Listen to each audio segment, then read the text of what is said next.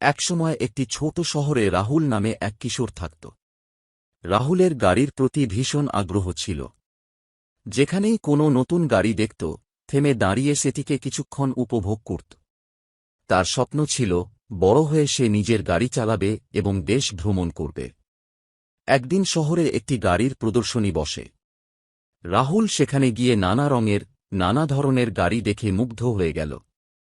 চকচকে লাল sports car থেকে শুরু করে বিশাল ট্রাক পর্যন্ত সবকিছুই যেন তার চোখ ধাঁধিয়ে দিচ্ছিল।